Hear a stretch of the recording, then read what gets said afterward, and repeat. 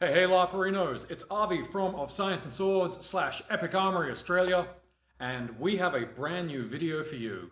Today's video is in fact not a weapon review, but rather an instructional DIY. Have you ever wanted to have an encampment at your LARP or medieval fair that actually looks the part, but you can't afford the huge expense of real stone? In today's video, I'm going to show you how you can turn this into this in the course of a weekend's hard work. We got the idea for this video from the guys at AFK Web Series. However, I feel that their video doesn't go into quite enough detail as to why you would choose this particular reclaimed wood project over some of the others. For instance, you could have chosen real stone, or you could have even chosen polystyrene. One of the quickest methods is to use a router with a 1/2-inch core box bit. This is the quickest and probably most consistent method, however, it's the messiest. The EPS foam flakes kind of build up a static charge and they get There everywhere. is still the concern of the cost with the polystyrene method, and the point of this video tutorial is to show you how to do this all cheaply. So let's begin. You're going to need a baseboard to stick everything to, some wood, preferably pallets. We'll show you how to get that cheaply in a minute. A proper caulking gun, adhesive, primer, preferably grey or clear, a decent quantity of white acrylic paint, as well as a range of earth tone colors in smaller quantities, a range of brushes, dirt, sand or mortar mix, an appropriate tool for cutting wood, an appropriate tool for breaking wood, an appropriate tool for breaking wood. I hate you sometimes. I learned that there were a couple of other things that I needed that weren't shown in the AFK video at all. For instance, this is a very time-consuming project. You're going to want something to keep your knees padded. The point of this tutorial is to show you how to make these cheaply, and to do that, you're going to need cheap materials. Your local light industrial area is perfect to find wooden pallets. Remember, these are actually the property of the businesses that have left them out on the median strips, so make sure that you actually ask if it's okay to take them first. Most of them will say yes. We're only using a 3mm thick piece of wood as our backboard for this project. However, if you're wandering around long enough or willing to pay to purchase one, you can get significantly thicker boards. We're now going to need to start breaking up our pallets. Have the side that has the larger strips facing upwards, and begin to break them using your appropriate tool. I said appropriate tool, goddammit! This is hard work and it is messy. Make sure that you're wearing appropriate clothing. If you're doing it outside, make sure that you stay in the shade and have plenty of water. The whole point of breaking them up like this is that we want large chunks that will actually be the basis for our stone blocks in the wall. This one's no good. You're going to want things that have relatively inorganic shapes to them, and you don't want them to be too long and narrow. You want something going to look like a stone brick in the end. You may be tempted to just break them using your feet. Don't. Don't poo-poo the little pieces either. If they happen to be roughly square-shaped or a slight rectangle, they will be perfect as in-betweener stones. Do note that there will be some wastage. Several of your pieces of wood are likely to have splinters on the end. We thoroughly recommend that you attempt to remove these splinters using a file, tin snips, or other tool. This will help give your bits of wood a more rock-looking shape, especially after we start detailing. It will also prevent punters from injuring themselves when they go to touch it, because you know they love to touch things. We want something that's not going to break with grabby hands. One of the reasons why I recommend going to a light industrial area to try to find pallets is occasionally you really luck out and actually find a solid wall crate. These often have carry handles, which actually makes moving your wall after it's constructed a heck of a lot easier. You can also make your own carry handle by putting 2 small holes into your baseboard and running some paracord through them. Now that you've got your baseboard and pile of wood blocks, start placing them on your baseboard. We want to arrange them first so that we can make the arrangement of the wall far more realistic, avoiding large patches that look like they're repeating or that we mistakenly left the wrong size gap in the remaining bits of wood that we have. Now, this is a time-consuming project. However, a lot of its components can actually be done in tandem. During more regular times, you can do this as a group project with your warband or other reenactment crew. When applying your adhesive, flip your piece over and go around the outer edge of the piece, then filling in the middle. Flip it again and give it a gentle wiggle into its place. Remember, There's no such thing as too much here. It doesn't matter if it ends up going outside the edges, as you'll be painting over that anyway in a later step. I like to use a water-based construction-grade adhesive.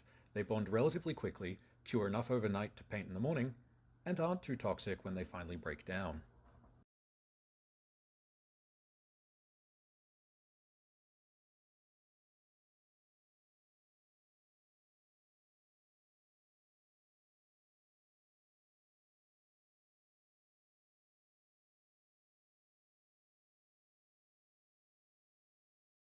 Remember what I said about curing overnight? Yeah, make sure that you've actually got it somewhere under cover. This unfortunate bit of rain set my project back about 8 hours.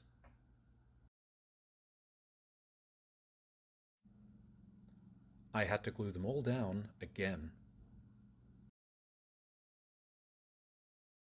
Once your adhesive has finally dried, it's time to start painting. Get out a paint container and your paint. Generally speaking, a house paint will apply 4 square meters worth per liter of paint. However, this is not going to be the case with our particular project. For a start, we're not dealing with a flat surface. There's a lot more surface area involved when you start dealing with irregular shapes like these.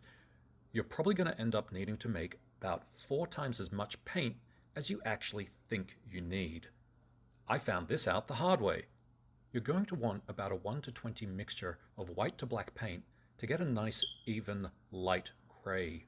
My 1 by 1 meter panel ended up using about 1 liter of house paint. We want this as a base coat. Apply the paint with nice even strokes using the larger brush so that you get more of it done faster. You will likely need a smaller brush to do the finer detailed parts.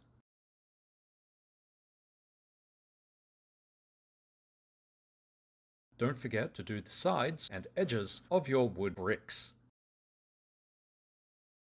This is where having a set of coveralls really would have come in handy.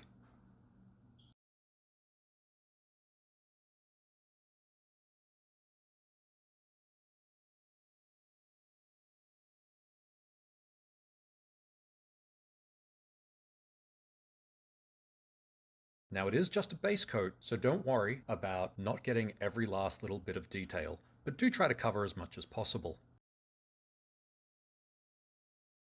Now if you'd paid attention and actually mixed up more paint than you needed, you will now have enough paint for this next part.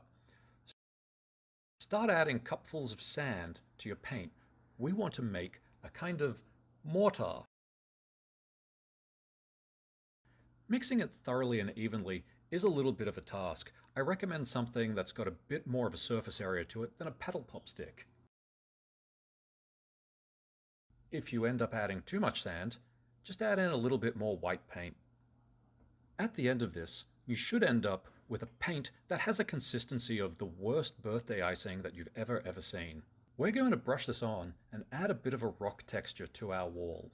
I will admit that I bollocks this one up. However, I assure you it will look pretty much exactly the same as applying the base coat. Now it's still a pretty plain uniform gray, and natural stones aren't. They have a lot of tones in them, reds, browns, blues, etc. So to simulate this, we're going to apply a couple of washes. And this is the reason we're using acrylic paints. Being water soluble, they're great for making washes. You're going to want about a 1 to 20 paint to water ratio. I recommend starting with your lighter color wash first. You'll want to start the wash in the sections between the bricks as we're attempting to simulate an ancient mortar look. Make sure that you brush the wash out evenly. As we'll be doing this a couple of times, you don't actually want it coating up all these spaces too thickly. Ensure that you actually do the edges of the bricks. It doesn't matter too much if you get it on the bricks, as that will just provide more color and texture at the end. You'll be wanting to use your smaller brushes to get into these finer spaces. Now that our first wash is dry, it's time to get some more natural earth tones into the bricks. You know what has heaps of earth tones? Earth. Apply a little bit of primer, either light gray or clear, to your bricks, and rub some dirt in them 1 or 2 at a time. I found about 500 grams of moist garden soil per square meter works nicely for this project. This is where the gloves come in really handy, by the way. It's not just about not getting dirt and paint all over you, it's also about not getting splinters in your hands. A good circular motion will get the dirt on there really well, but you'll end up missing the edges. Make sure you get those edges as well. It doesn't matter if you go over the edge and get the dirt in your mortar section either. That's just some more texture for at the end, and potentially a place for you to be able to grow real moss when this project is done. Don't forget that the dirt will also help fill in any gaps in your wall. The primer dries the dirt in place pretty quickly. You should be good to shake off the excess about 30 minutes after the last bit of rubbing. That's right, we're applying another wash. That's why it said ×2 before. This time we want to use a darker color wash and really make sure to get the edges of the bricks properly done. The wash is going to move a lot of the dirt around, particularly the stuff that didn't get caught up properly by the primer. Don't panic. It will turn into a kind of mud and sludge and end up sticking in place after the wash itself has dried. One thing to remember about doing washes is that they are super liquid compared to the other paint jobs that we've been doing. Ensure that the wash is on a steady surface and nowhere near your backwards moving butt cheeks. We're not quite there yet. We still need to add a little bit more variation to the bricks. So we're going to add some highlights and some lowlights. The best way to do the highlights is with an off-white paint that we dry brush on. Dry brushing requires a very delicate and gentle hand. If you screw up, it's not the end of the world. That's where the lowlights come in. Put a bunch of paint into your palette and then lightly dab the end of your brush into it. Then brush off all of that excess paint. You only want the lightest, littlest bit of paint in your brush for this process. Then very gently dab it along so that you're just picking up the bits of the stone that have already been raised up off of the wood surface in our paint job. This will create a natural looking highlight. For the lowlights, get out your matte black spray paint. You're going to want to hold it about 2 feet away from the surface of the board. Very, very gently spray the parts that you have accidentally added too much highlight to, or any other parts that you feel need a little bit more variation. You can see how quickly and easily just a couple of very light, quick squirts will actually apply some texture to the bricks.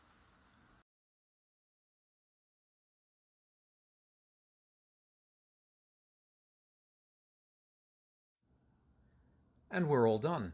A relatively realistic looking stone wall done for well under $50 per panel. And now to make another 23 square meters worth.